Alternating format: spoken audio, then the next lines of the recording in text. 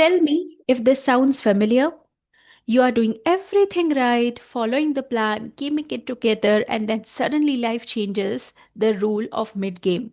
A job disappears, a technology evolves, the relationship shifts, or a global pandemic hits, and suddenly we are scrambling to catch up. In today's world, being adaptable is no longer optional, it's survival, but not the kind where you just hold on tight. I'm talking about the kind where you dance in the storm and not just duck it. And that's why we are here for to master the art of adaptability, to stay nimble, curious, and calm when everything around us changes. Hi, my name is Anubhuti Sharaf, and I'm founder of Swayantran. Today, we are going to talk about adaptability as mastering the art series. Adaptability isn't about changing who you are, it's about honoring who you want to be.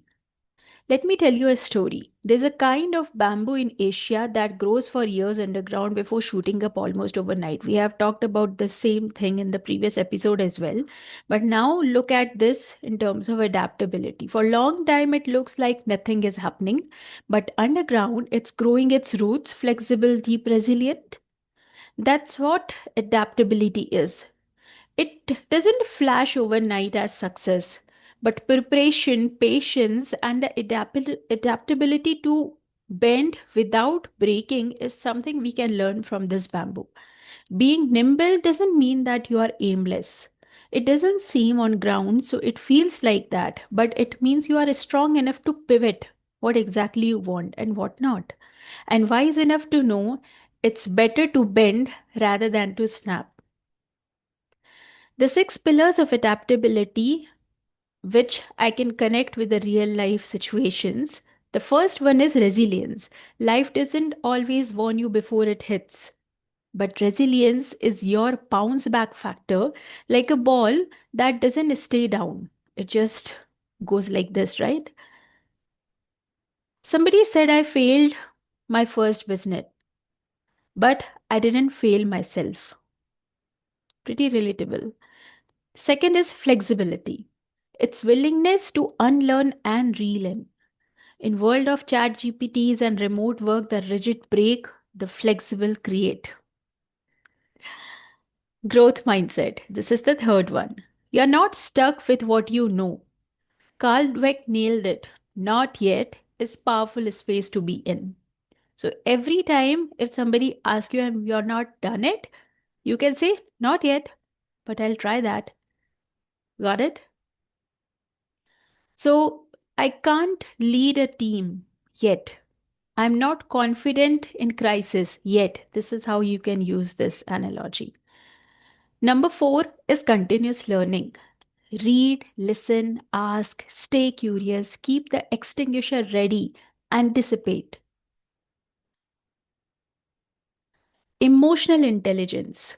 When things shift, emotions rise. Manage them. That's where you shows your real adaptability.